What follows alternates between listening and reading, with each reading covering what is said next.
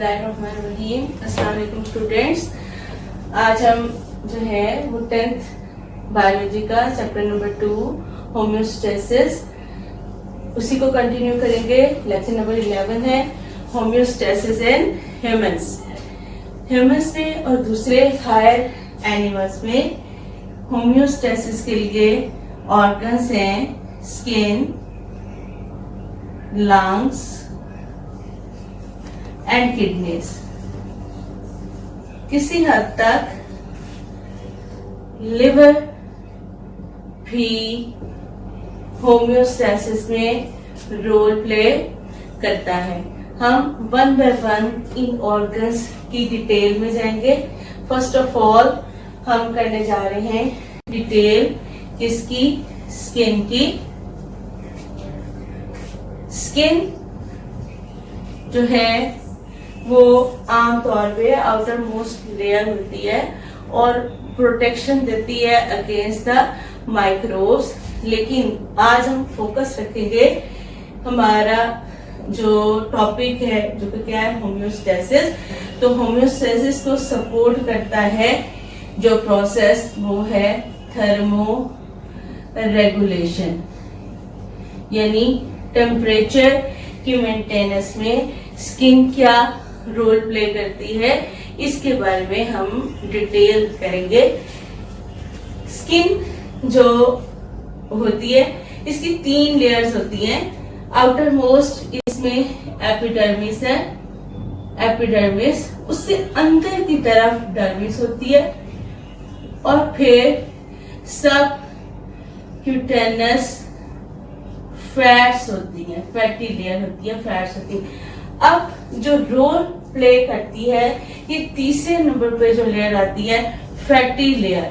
Fatty layer thermo regulation में role play करती है। ये बॉडी में हीट एंटर भी नहीं होने देती और बॉडी से हीट लीव भी होने नहीं देती। जैसे कि हम कहेंगे दोनों कंडीशंस में, कोल्ड वेदर में भी, इन कोल्ड कंडीशंस कैसे ये फैटी लेयर हेल्प करती है थर्मो रेगुलेशन में, कि जो हमारे स्किन होती है, स्किन पे हेयर्स होते हैं, हेयर्स के नीचे जो मसल्स होते हैं, स्किन के अंदर जो मसल्स होते हैं, कोल्ड कंडीशंस में वो मसल्स क्या करते हैं, कॉन्ट्रैक्ट, मसल्स कॉन्ट्रैक्ट। तो ऊपर वाले हेयर जो होते हैं वो क्या होते हैं, दे स्टैंड अप, वो ऊपर को खड़े हो जाते हैं, इरेक्ट हो जाते हैं और उससे इसी तरह वो क्या बनाते हैं, गूज बम्प्स। वहां से स्किन उठ जाती है, बम्प्स बन जाते हैं, छोटे छोटे उभार से आ जाते हैं। तो इसे कहते हैं रोंगटे खड़े होना जैसे। तो गूज बम्प्स बन जाते हैं और ये गूज बम्प्स और हेयर मिलके एक ब्लैंकेट बना देते हैं वार्म एयर की, जिसकी वजह से बॉडी की हीट जो है वो लूज होने नहीं पाती। और जो वार्म कंडीशंस हैं, इन वार्म कंडीशंस क्या होता है कि स्किन के अंदर क्या मौजूद होते हैं, स्वेट ग्लैंड्स। ठीक है, स्वेट ग्लैंड्स से स्वेट प्रोड्यूस होता है, पसीना पैदा होता है। उस पसीने से हीट जो है वो बाहर चली जाती है। इस तरह से क्या प्रोड्यूस होता है, कूलिंग इफेक्ट। इस थर्मो रेगुलेशन के अलावा क्या करती है, जब स्वेटिंग होती है स्किन में तो कुछ वेस्ट जो है वो भी रिमूव होते हैं। जैसे एक्स्ट्रा वाटर है, extra water, salt, nitrogenous waste,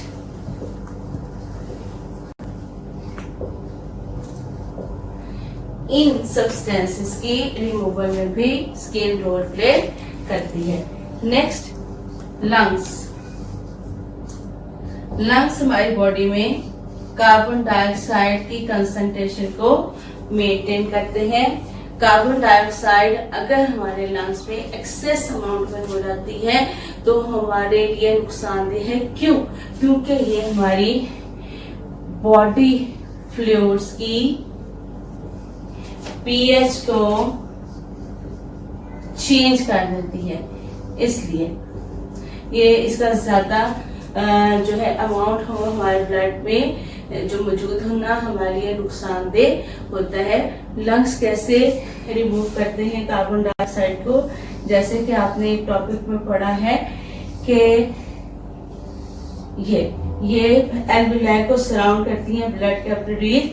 blood ये रेड ब्लड सेल्स हैं, यहाँ से कार्बन डाइऑक्साइड डिफिशन के प्रोसेस से एल्वियोलस में आती हैं या एल्विलाई में आती है कार्बन डाइऑक्साइड, और यहाँ से ऑक्सीजन इधर आती है ब्लड के अंदर। इस तरह से एक्सेलेशन के प्रोसेस के थ्रू कार्बन डाइऑक्साइड जो है वो लंग्स में से रिमूव हो जाती है, हमारी बॉडी से बाहर चली जाती है। तो ये है रोल लंग्स का। इसके अलावा मैंने आपसे जिक्र किया था कि लिवर जो है वो भी रोल प्ले करता है होम्योस्टेसिस में। लिवर के 2 फंक्शंस जो है बेसिकली हम डिस्कस करेंगे यहाँ पे। लिवर के 2 फंक्शन जो है, नंबर 1 ये क्या करता है कि जो रेड ब्लड सेल्स हैं उनके हीमोग्लोबिन को ब्रेक डाउन करता है। Break down of haemoglobin of dead RBCs, और ब्रेक डाउन प्रोडक्ट्स को कहाँ पे ट्रांसफर करता है, किडनी में, ताकि वो रिमूव वहां से हो जाए। नंबर 2 ये क्या करता है, लिवर के अमोनिया को लेस टॉक्सिक सब्सटेंस यूरिया में चेंज करता है। यानी अमोनिया हमारे लिए टॉक्सिक है बॉडी के लिए, और ये लेस टॉक्सिक सब्सटेंस यूरिया में चेंज करता है। अमोनिया प्रोड्यूस कैसे होती है, बाय मेटाबॉलिज्म ऑफ प्रोटीन। जब प्रोटीन्स मेटाबोलाइज हो रही होती हैं हमारी बॉडी में, तो उस वक्त जो है ये अमोनिया प्रोड्यूस होता है। अमोनिया जो है वो लिवर इस अमोनिया को यूरिया में चेंज करता है, और यूरिया जो है वो हमारे यूरिन से एक्सक्रीट आउट हो जाता है। ये रोल प्ले करता है लिवर होम्योस्टेसिस में। नेक्स्ट हम एक स्पेशल केस पढ़ेंगे जो कि क्या है, पैंटिंग का प्रोसेस।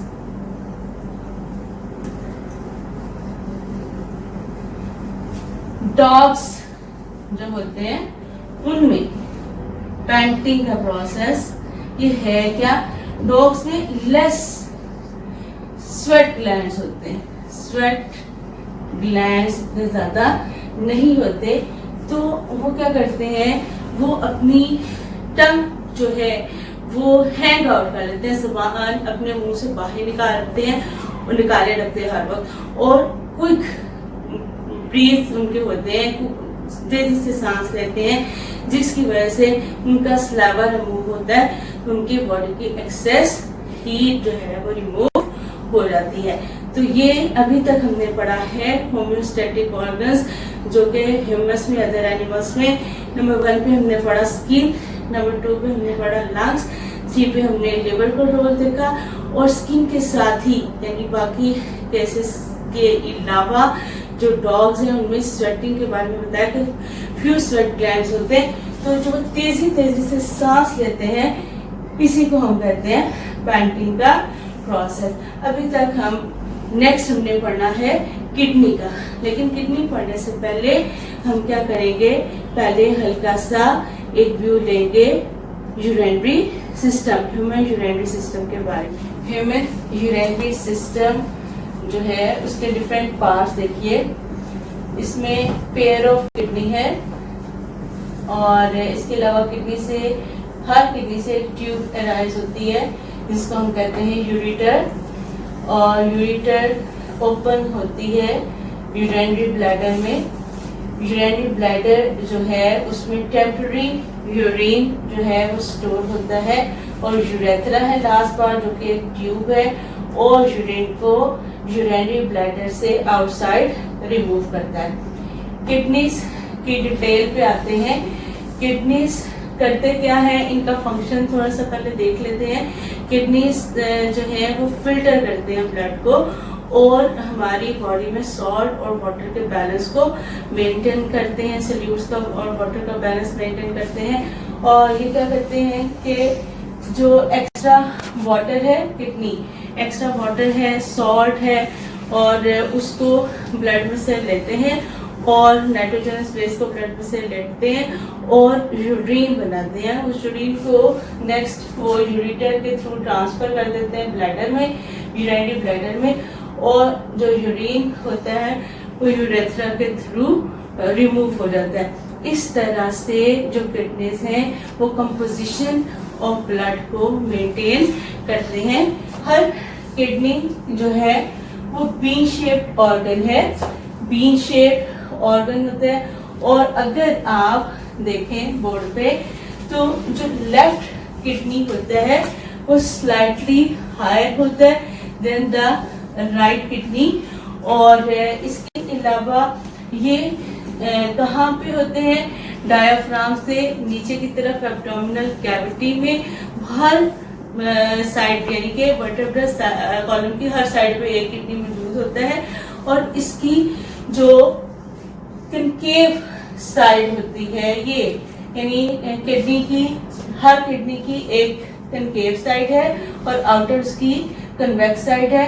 कनकेव साइड इसकी फेस करती है वर्टेब्रल कॉलम को। और इसके अलावा इसका साइज देखिए कि कितनी इसकी थिकनेस है, 4 सेंटीमीटर थिकनेस है, लेंथ इसकी 10 सेंटीमीटर है और विड्थ इसकी 5 सेंटीमीटर है। कलर इनका क्या है, डार्क रेड। जो किडनीज होते हैं डार्क रेड इन कलर होते हैं। नेक्स्ट इसका देखिए स्ट्रक्चर, अगर हम बिल्कुल किडनी पे फोकस करते हैं तो किडनी जो है एक टिश्यू के अंदर एनवेलप्ड होता है, इसके एक टिश्यू के अंदर लिपटा हुआ होता है जिसको हम क्या कहते हैं, रेनल कैप्सूल कहते हैं। इस टिश्यू को जिसके अंदर किडनी मौजूद होता है रेनल कैप्सूल। रेनल कैप्सूल के बाद देखिए कि इसका जो ये साइड है जो कि कनकेव साइड है, यहाँ पे डिप्रेशन मौजूद होता है। इस वाली में ज्यादा क्लियर होगा, इसको हम कहते हैं हिलस।